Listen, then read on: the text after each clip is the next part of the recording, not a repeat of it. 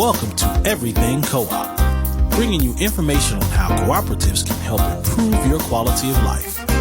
This show is being sponsored by the National Co-op Bank, NCB. The NCB is dedicated to strengthening communities nationwide for the delivery of banking and financial services for the nation's cooperatives, their members, and other socially responsible organizations. For more information on the power of community ownership, visit ncb.coop. That's ncb.coop. Now stay tuned for your host, Vernon Oakes. Good morning, everybody. Welcome to Everything Cooperative. I hope you're having a great day. We're going to, Tulsa, the 100th year, I don't want to say anniversary, but it's like the massacre of, they talk about 300 people, but they didn't take any record of how many people were killed, 10,000 people displaced, how many homes they had, 40 blocks, okay? 40 blocks. Black people owned 40 blocks in the Greenwood district of Tulsa, Oklahoma. And just think about this for a moment. Suppose right today we could get 40 blocks, or we had 5 acres or 10 acres of land, and we wanted to create a black community. How could we do that today? How did they do it? Let's look at that first. 40 blocks. Some say 43 square blocks. What would that look like if we could take a piece of land today and say, hey, let's create our own black economy. It's going to be for black folk. We're going to enrich. We're going to uplift. We're going to educate. We're going to have health systems. Oh, well, what will we have? What do you need to have in an economy that's inclusive, that you have everything in that economy that you need for the folks in that economy? Might want to go back and look at the Native American tribes roaming the plains, or even down in Florida, all on the East Coast, before white Americans came in and moved them out in the plains through the Trail of Tears. Just killed them off or move them out of the way so they can take their land. How did they operate? I think if you took a really hard look at it, you'd see that these tribes, these villages, everybody in it, old folk, young folk, children, women, men, they all had their tasks that they had to do. Everybody was dependent on everybody to get the work done that needed to get done for survival. To survive and strive, everybody had to carry their weight. And that's the first value of cooperation, self-help. Self-help.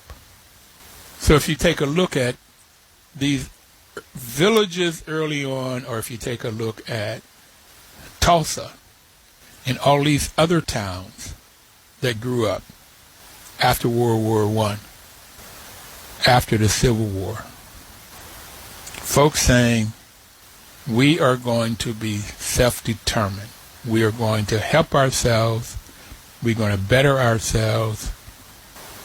What you'll find in all of these circumstances where the Native Americans on the plains or on the East Coast, if you look at the African tribes, you'd find out that they had a cooperative spirit.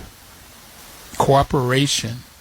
They weren't called co-ops like the modern co-op of today, but that's how they operated. Go up to Alaska, go to a lot of places today, you'll still find this cooperative spirit where folks are helping themselves by working together in a group. And in this group, okay, you have decisions are made that are what is best for the group. So you have self-help, and you have to be responsible. Each individual has to be responsible to take care of what it is that they need to do, what their task is. Self-help, self-responsibility. And then in the modern day is democracy. It's one member, one vote. Now, On the plains and in Africa, they had the chief of the tribes.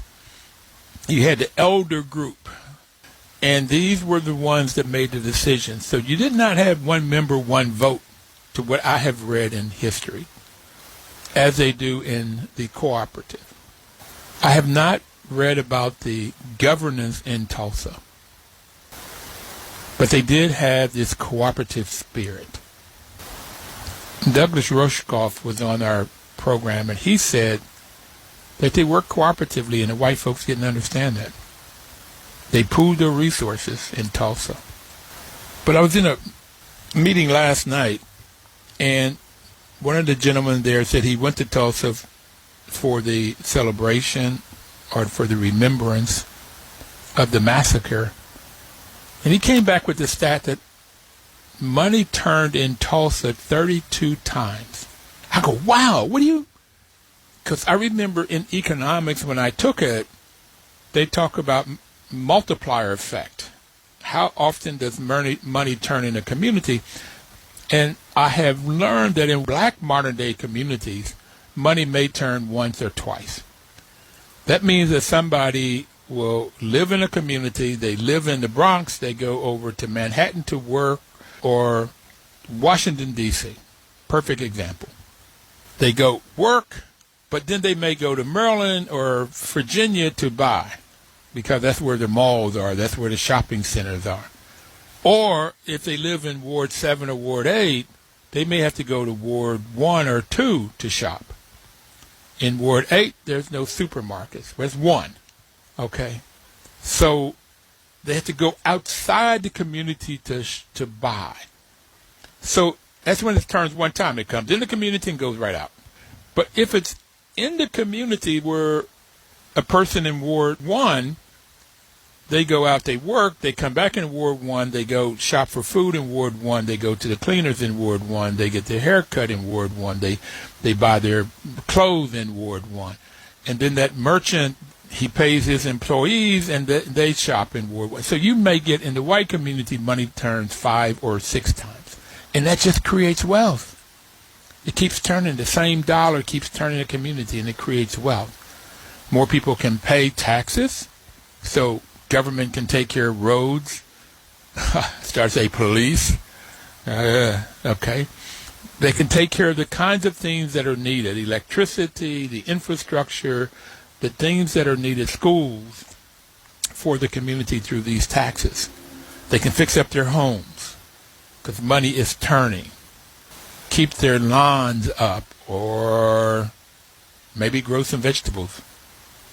So you get this money turning in a community. Community is wealthier. Community looks better. Community strives better, and they build wealth. More income, more wealth. Well, they said in Tulsa, money was turning 32 times in Greenwood. I cannot even imagine it. But somebody works in Tulsa, and they shop in Tulsa, and that person shops in Greenwood, and that person shops in Greenwood, and the next person shops in Greenwood. 32 different times that money turns. That's cooperation. That's working together. That's building up each other. That's what cooperatives are. And you get equality and equity. And how can you get this? It's by working together. It's solidarity. Those are the values of cooperation. Those are the values of cooperation. Self-help. It's interesting. It starts with self-help and self-responsibility. It starts with the individual, and then it goes to the group. Democracy. Everybody has the same amount of power, not based on how much cash you have, how many stocks you can buy. Everybody gets one share of stock, and that one share of stock has one vote. Equality, equity, and solidarity. That's what was in Greenwood. It was a cooperative spirit. And I went to Dr. Jessica Gordon Nembhard's book, and she talks about the league, the National Negro Business League, and the Colored Merchants Association. The National Negro Business League was started by Booker T. Washington in 1900 at Tuskegee. And it supported Washington's notion of black self-help. Black self-help. That first principle of cooperation, self-help. Black folks are helping self. We're not looking for a handout. And we can always look for a handout, particularly if we pay our taxes. Government can help us out. But we are self-help, self-responsibility. And also, like it's not in here, but we hold each other accountable. And Washington also, in this NNBL, National Negro Business League, wanted to talk about the development of black capital. Okay. And so in Tulsa, they had this Colored Merchants Association. It was a national group where local grocery stores, they were the most common small businesses in the African American community. Second was insurance companies. And the purpose of the Colored Merchants Association was to pool money, cooperation, for buying products, that's a purchasing cooperative, and advertising, that's a marketing cooperative, and then to educate African American merchants about modern business practices. So their goal was to increase store profits by improving the accounting, modernizing store interiors, and creating greater awareness of the buying power of African Americans. And this was the first attempt to organize the purchasing power of black folk. So we had a Tulsa racial massacre in 1921, but Dr. Gordon, in her book Collective Courage, A History of African American Cooperative Economic Thought and Practices, says that by 1930, 253 stores were part of the Colored Merchants Association. 32 stores in Tulsa working together. 32, 25 in Dallas, 25 in Manhattan, and 10 in Omaha. In 32, they bought a warehouse where they had their products, where they used the CMA label to sell their New York stores. So here you have cooperation in the 1920s, 30s, and that's what we have to have happen now. We're going to take our break, and we're going to come back and talk about some more about Tulsa, but also what we can do today. We'll be right back.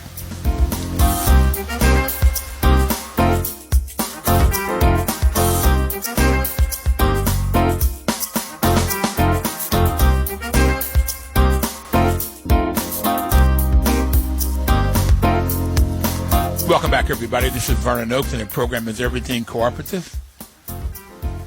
We're talking about Tulsa, the 100 years ago. These black folks in Tulsa had 40 square blocks, some say 43 square blocks of land, houses, buildings. One person that was on one of the shows that I saw a couple nights ago said that he had 17 houses that all got burned up.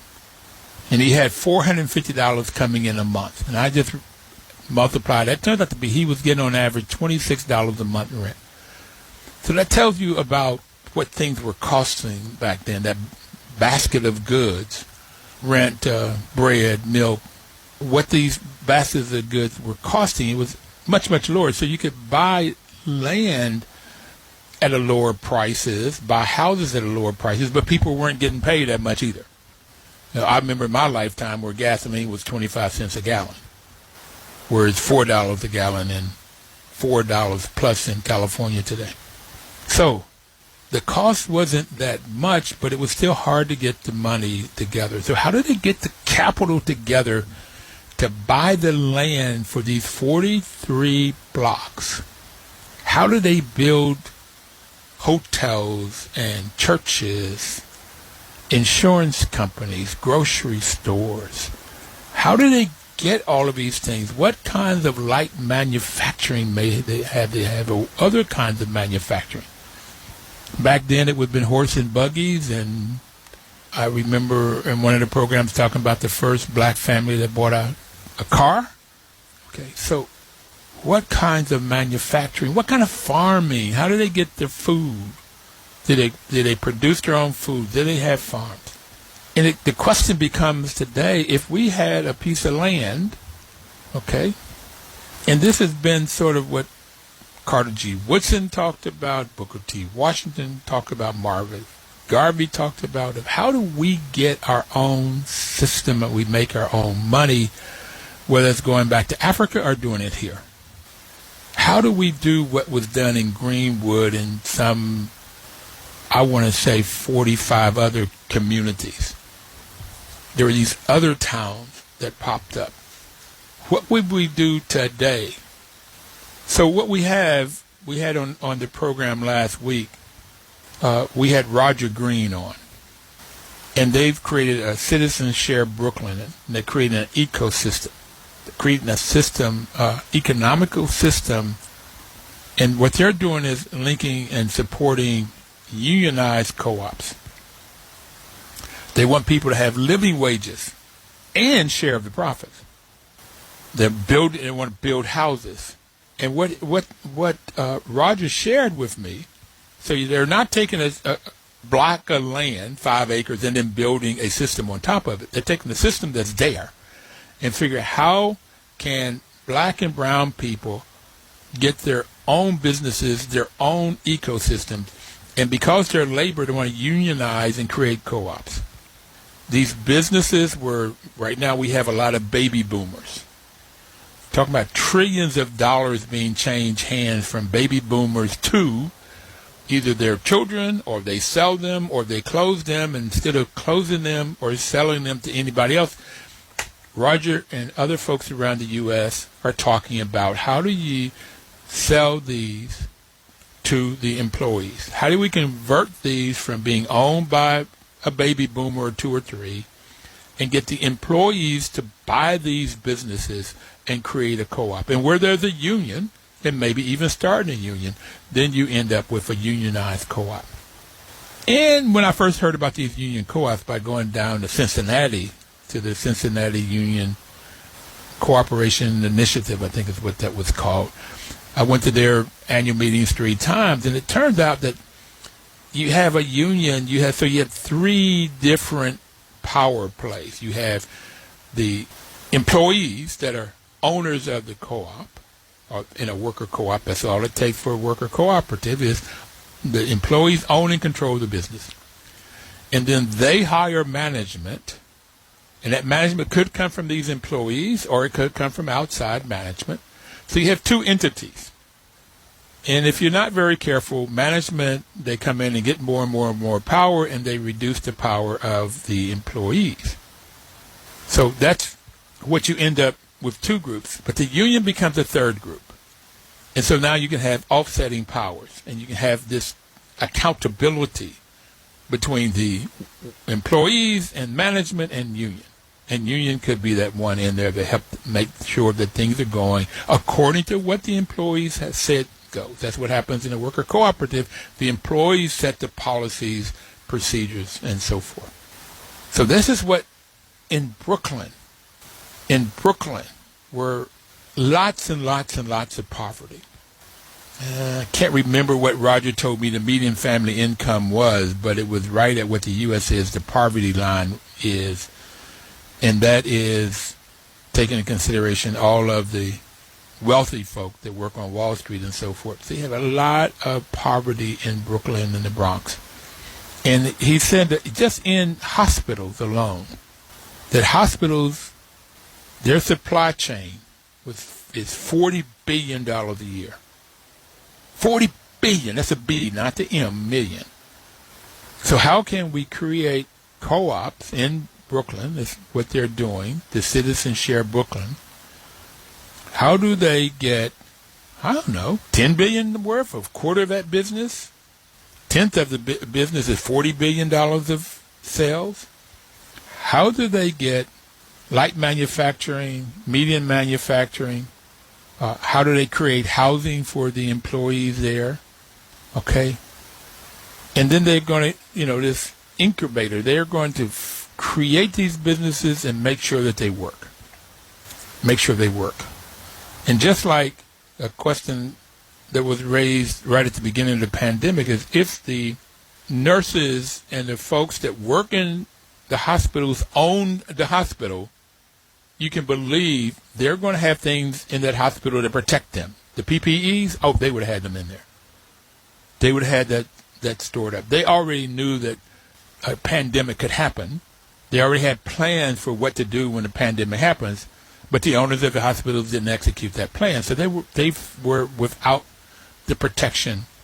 So in this world that Roger Green and Citizens Share Brooklyn are doing is how do you create where they own the businesses and they create the ecosystem, they create the economical system to help those workers, to help black and brown people. And black and brown people own it, they control it, they set the policies that they then, by owning the businesses, they also own the profit.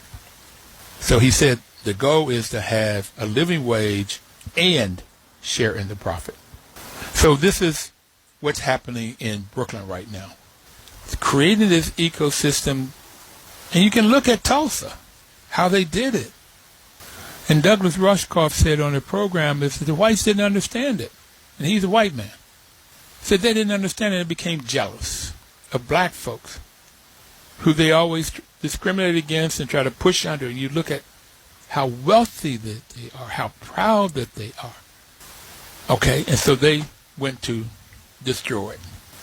I would suggest to you they were looking for a reason, because even though the white woman in the elevator said that the black man didn't do anything, the newspaper said the opposite. The white newspaper created the anxiety between the white folk. I would suggest to you they were looking for ways of killing black people, of destroying the black economics. They do not want too many white people, and all white people are not this way. If they were, we wouldn't have had the Underground Railroad. That was mostly white folks. That was a corporation.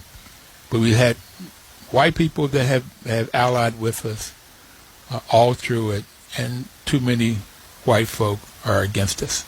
And they want to kill us. They don't want to see us survive. And we see that today. Donald Trump brought that back up. It didn't start with Donald Trump. It won't end with Donald Trump. This white supremacy is what was happening in Tulsa, and that's what's happening today, and that's what's been around in the U.S. And they brought it over here from Europe, that they were superior to the natives. They were superior, and they were civilized, and the natives weren't. If you look around and you look at how they destroy our earth, this is to many of the Europeans, you see that they're not civilized, and how they have massacred the folks in Tulsa and massive Native Americans to steal their land.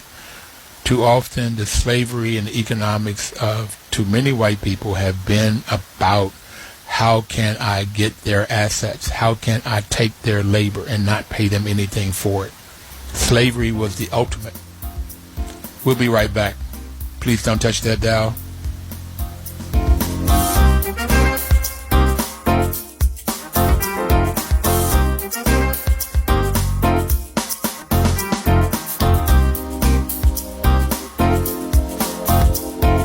Welcome back, everybody. This is Vernon Oakes, and the program is Everything Cooperative.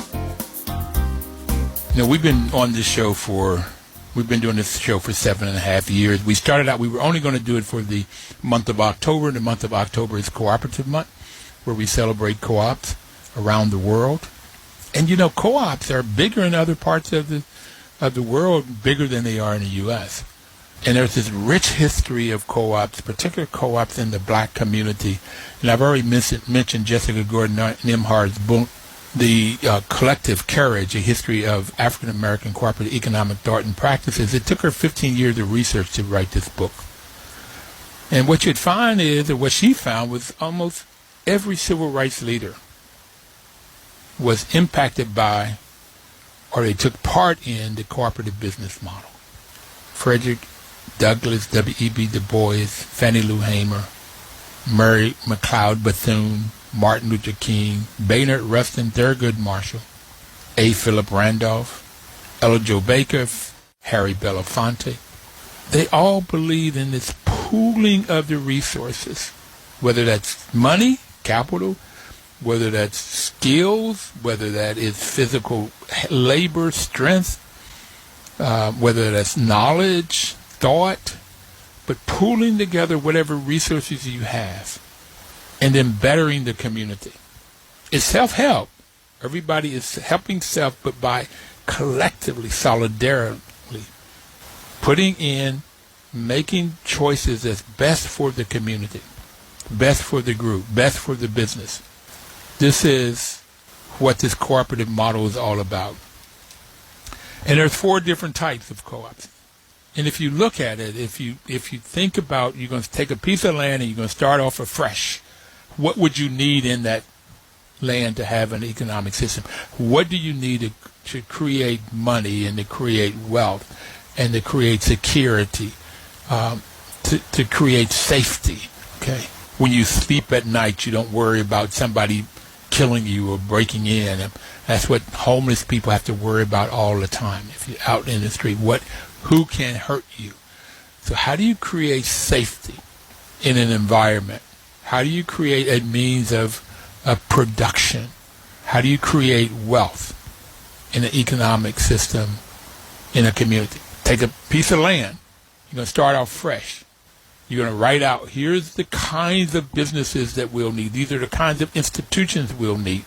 Or you do like Roger Green and them are doing, and you say, here is something that's already here. Here's the hospitals are already here. They're buying $40 billion worth of goods and services, and we're going to tap into that. We're going to start selling them, making for them their food that they need, their laundry services, their linens, what they need in this hospital system. We're going to create businesses to provide that. And I would suggest also that they may own some of those hospitals. But here's how they can take ownership, the different types of co-ops. If the business is owned and controlled by the employees, we already talk about it, but it's called a worker co-op. So I can have it could be any business you can think of could be a worker co-op. Although I have been told that they're finding that businesses of 500 employees, when you get over that, they don't work as efficiently. So once you get a business with 500 employees, then you want to break off those businesses. So a business that has 22,000 employees, you may want to break that off. If you said 500 is the max, or we figure out how we can work them with 1,000 employees. If you had a business with 22,000 employees, then maybe you end up with 22 businesses. Or 500 is the max, you end up with 44 businesses. And you figure out how these businesses internally communicate, make decisions, set policies, and then how, like in Mondragon, Spain, they work together. There's this federation of co-ops. So that's a worker co-op. Any business you can think of could be a worker co-op. Now, if the business is owned and controlled by the persons that uses the products or services, then it's called a consumer co-op. The people consuming the products or services own the businesses. So you have housing co-ops. The people live in the housing co-ops. They consume the business by living there. They own it. It's a housing co-ops, a consumer co-ops, credit unions, people that have checking accounts and deposit monies in these financial institutions. They own the business. Credit unions are consumer co-ops. Food co-ops could be owned by the employees.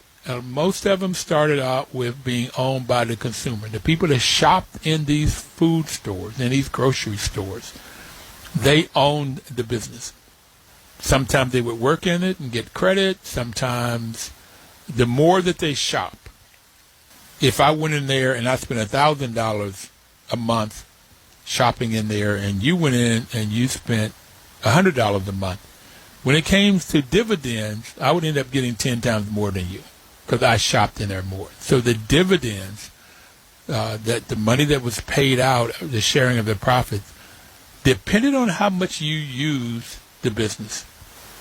How much you use the business.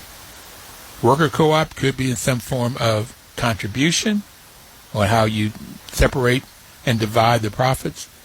Could be on how many hours you worked. But there's some formula. And who makes that formula? The owners. The workers, or in the case of consumer co-ops, the shoppers in the food co-ops. Recreational Equipment, I think it's Institute, or it's a REI is a consumer co-op. They have a couple million members in their cooperative. There's a health clinic in Madison that is owned by the patients. They set policy of how that health center will operate and pricing. Okay, that's a consumer. So you got a worker co-op, a consumer co-op, and then the next one is a purchasing co-op where a group of people or a group of companies come together and they decide that they are going to purchase things together.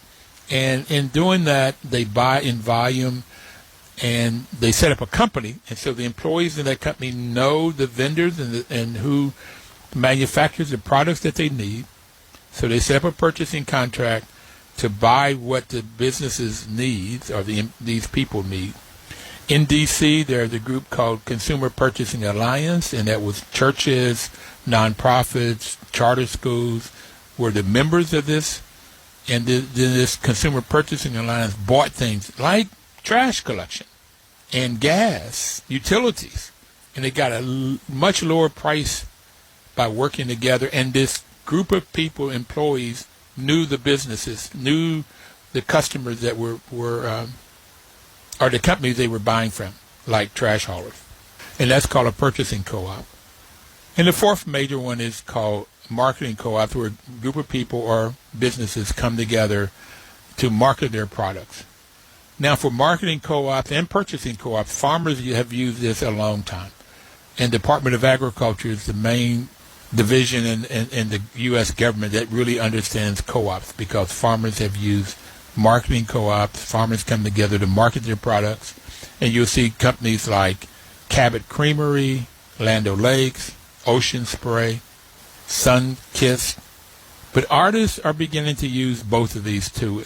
There's a group in Pittsburgh, a group of black women called Ujamaa, and they are artists. They make things, jewelry, clothing, woodwork, paintings, and then they have a storefront where each individual artist could not have afforded to open a storefront, but working together, they have a storefront, and they work in that storefront, and then they hire employees to work at storefront. That's called a marketing co-op, and sometimes that's called a producer co-op, because farmers may, as Cabot Creamery, the milk farmers take their milk in, and Cabot Creamery will make cheese, and they'll make yogurt and cottage cheese and different things with that, and then sell it to markets that farmer could not sell to. So if you look at all of these businesses, when you start saying, okay, we want to create a system, an economy for black folks. We're working together. Self-help, self-responsibility. What's best for the group? Oh, okay, we want to have housing. Okay, let's make some housing co-ops. We want to have a school. Okay, let's make schools, child care, cooperatives. Maybe in the schools, whether that's elementary schools or pre-K or colleges, it could be owned by the students or the parents, or it could be owned by the people that work in the colleges or the schools. That's the janitors, the people that work in the cafeteria, that's the staff, that is the principal, and that's the teachers. Could be that they own it. And then they make policy and procedures best for the students, and policies and procedures is best for the employees. Or the parents own it, like they do in child care. Okay? So, transportation, co-ops, manufacturing, banking, credit unions, and even banks owned by the consumer and or the staff. So every kind of business you can think of could be a co-op where people are working together. Let's get that money turning in Brooklyn. 5 times, 8 times, 30 times. All right, let's go across the country. Right down in Los Angeles, in Crenshaw, in the neighborhood, South Central, a group of black people in the community are attempting to buy the Crenshaw Mall. It's called the Baldwin Hills Crenshaw Mall. Baldwin Hills is where the elite blacks lived back in the day. That's the doctors and the dentists, the people that had made it in music or entertainment. They lived in Baldwin Hills. The workers, the laborers, lived in Crenshaw. Baldwin Hill literally is on a hill overlooking Crenshaw. If you're in Crenshaw, you're looking up at Baldwin Hill. So, Baldwin Hill Crenshaw Mall is 43-acre mall. And there's a group of black folks that have been trying to buy this mall to make it into co-ops, worker co-ops, 1,200 affordable housing units, and I expect that to be limited equity housing co-ops for all of the benefits that co-ops bring to people. They're trying to buy this mall for approximately $115 million. They have $30 million in the bank, and they have a pledge that they can borrow the other $85 million. And they cannot get Deutsche Bank brokerage firm to give them the right to buy that mall, and they have the money and the wherewithal to do that. And they keep giving it to white developers for the fourth time. We'll be right back. We're going to take our final break today, and we're going to talk about the benefits of co-ops coming back and how you may be able to help the folks at Crenshaw. We'll be right back.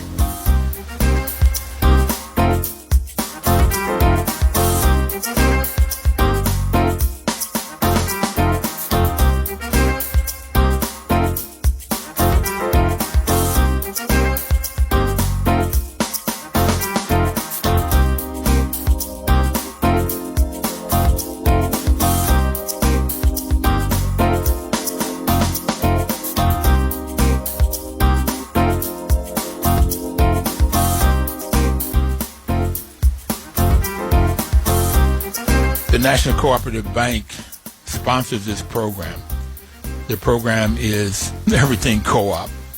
NCB's mission is to support and be an advocate for America's cooperatives and their members, especially in low-income communities, by providing innovative financial and related services. And getting this capital has always been one of the critical issues for any business. How do you create the capital to get started? So the benefits of co-ops. We've talked about the benefits of co-ops for the 7.5 years we've been on the show. But OCDC, the U.S. Overseas Corporate Development Council, their research arm, International Cooperative Research Group, have done studies in 4 countries: Poland, Kenya, Philippines, and Peru. So they've looked at these 4 countries to ask and answer the questions: what differences do cooperatives make? What differences do cooperatives make? And we've been talking about these differences, but right now they have scientifically proven that co-ops make tremendous difference for individuals and for communities. Just like in Tulsa, they work cooperatively, money turning 32 times in the communities. That economic incentives are key motivating factors to join and remain a cooperative. To become a member of a cooperative, one of the key variables is this economic incentive. You get a living wage that Roger Green talked about and share of the profits. And because it's owned and controlled by either the workers or the consumers, everybody has the right, the same amount of vote, one member, one vote, that you feel safe and secure in being in that. So in each of these 4 countries, the members reported a higher average earnings than a national average. What they did in this study is they took one group, about 1,000 members in each country that were members of co-ops, and another 1,000 members that were not members of co-op. They have 2 control groups, members and non-members. Almost 50% men, 50% women in each of the groups. And they found out that those that were members reported higher average earnings than the national average, and had a less likely chance to be poor. And they attribute this prosperity to being a member of a co-op. Another part of this, and we need this in the U.S. as in all of these other countries, is that women, their economic status improved considerably. They also became leaders. Okay? Their self-respect improved. Their self-worth improved. Financial and social. So co-ops really, really help the individual member and women particularly. But also members in cooperatives, they demonstrate a higher level of trust. This is what you had in Tulsa, inside of Greenwood. That trust didn't go on the outside, but inside of Greenwood, you had this trust that if there was a downturn, that people could depend on each other. Okay, it's self-help, self-responsibility, but in the totality of the group. So people worked and they lived. They had networks. Okay, this is so important for safety and security. Cooperatives are considered positive players in the local economy. Positive players and co-ops have strong potential to serve coming out of COVID-19 and any other pandemic. Co-ops work really, really well in downturns. FDR used co-ops to come out of the Great Depression. And we can use co-ops here in the U.S. Black communities can definitely use it to come out of the great pandemics, and it's been used in the past. So these are the benefits of cooperation. And OCDC has proven them in 4 countries. They're going to do some more research. And I told them they were on the show a couple of weeks ago. And you can go into www.everything.coop and you can listen to these past shows. Roger Green will be up within a week. And you can hear about OCDC and that research and get a sense of that. So whether you're in Crenshaw, in L.A., and this is what the folks are trying to do in this 43-acre mall, they're wanting to put in worker co-ops. Well, first they want to own it so that the community owns the 43 acres. The community owns the 43 acres. People in the community own the businesses within that mall, whether that is a child care center, boutiques, restaurants. If they put in a studio to work with the folks in Hollywood, that's a camera people or sound people, but it's owned by those workers in that studio. So they're wanting to create this ecosystem, having a credit union. They may also have their own electricity. We haven't talked about it, but I could very, very well see they could have their own grid. So they can create their worker co-ops, their consumer co-ops. They're talking about 1,200 affordable housing units. They can have their credit unions. They can create their own rural electric, their own internet, so everybody in there have their internet.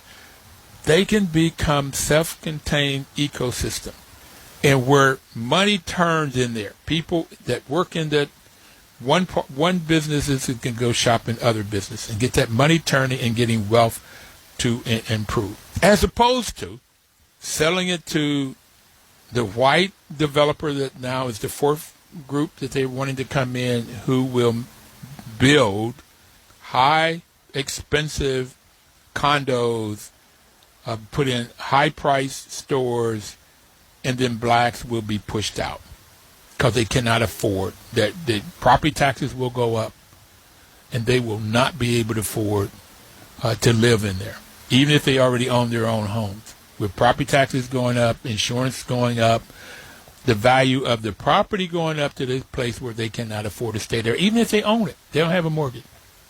So this is what happens in gentrification, and they're wanting to come in and stop it.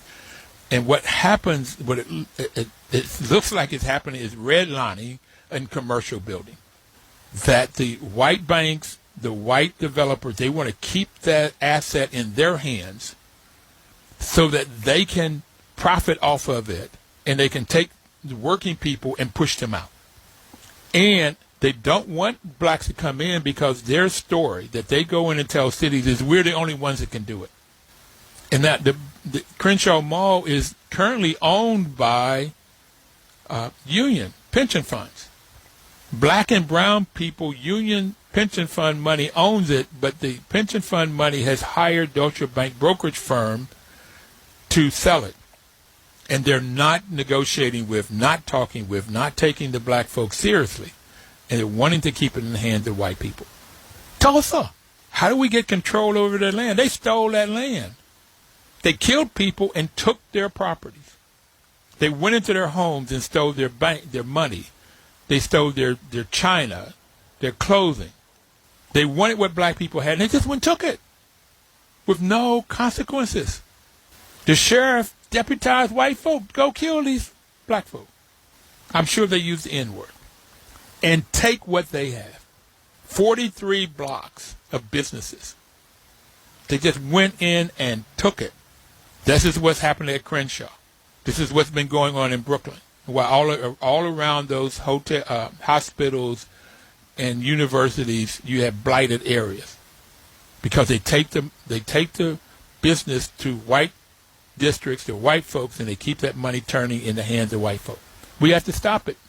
This is what is going on in Crenshaw, that the black folks there are taking control, looking to buy the business. And what I'd like for you to do is go to downtowncrenshaw.com. Go to downtowncrenshaw.com, downtowncrenshaw.com. Sign up. Donate $5. Become a member. Help them out. No matter where you live, participate. Help the folks out in Crenshaw. Listen, Tulsa is awful. They stole what we had, what we worked hard to get, working together. Folks in Tulsa worked together. Black folks worked together. They built something. White folks came, killed, massacred, and took it. The black descendants need to be paid for that. They need to be paid for having lost all of that wealth.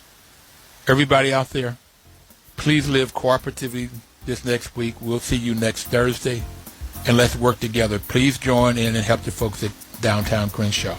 We'll see you next Thursday.